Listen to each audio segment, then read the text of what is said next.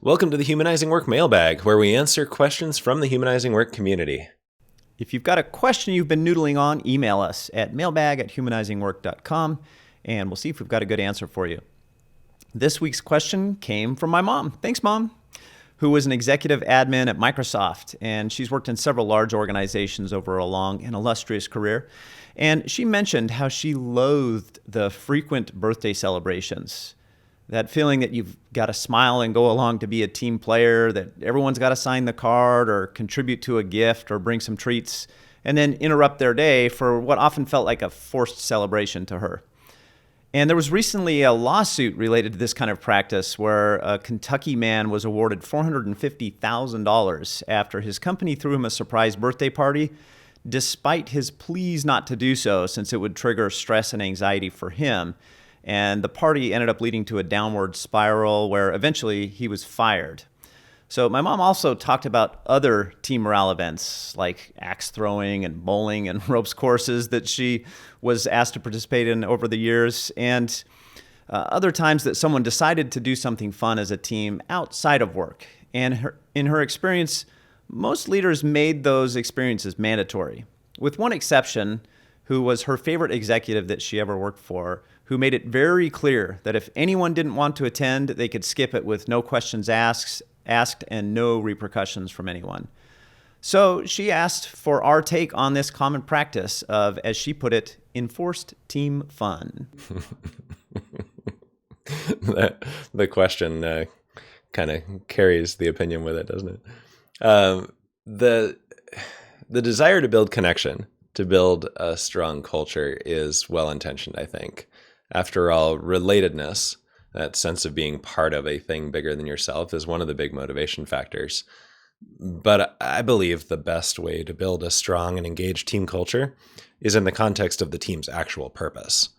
Like, coworkers might become friends outside of work, but I think that's less important as far as management is concerned than focusing on building a real team. It's not management's job to get people to build friendships out of the context of the work. Yeah, so I think while the intention behind those types of events and celebrations is good, the implementation often has the opposite of the desired effect as people start getting cynical or frustrated with it.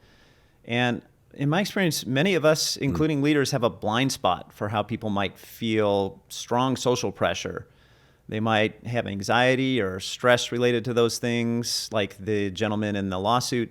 They might have family or other obligations that might make spending time on anything outside of normal work hours extremely stressful for them. Now, that said, I'm also aware that there are people on teams who consider anything other than doing their own tasks solo to be a distraction from the real work. And I know that effective teams need to do a lot of things beyond individual tasks to become a real team, like leadership development, creating team working agreements, improving the team's work system with retrospectives. So it seems to me that the key question isn't, does everyone really want to do such and such an activity? But rather, is this activity actually oriented towards building a real engaged team? Or is it trying to do something else, maybe something else that actually isn't management's job to do?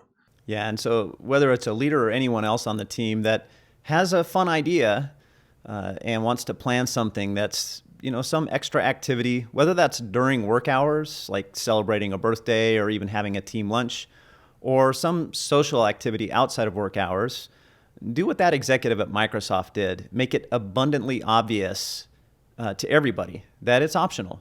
And some people will really enjoy it and participate, and that's great. Others won't make it, and that doesn't say anything about their level of engagement or willingness to engage with the team at work. So make it really clear to the whole team that a choice not to attend is valued as much as the choice to attend. And then be on the lookout for any subtle social pressure from anyone that might conflict with that stance. Did you find this answer helpful? Would you give a different answer? If so, let us know in the comments. And like and share the video if you found it useful, and be sure to hit subscribe so you get notified when we post new videos like this one.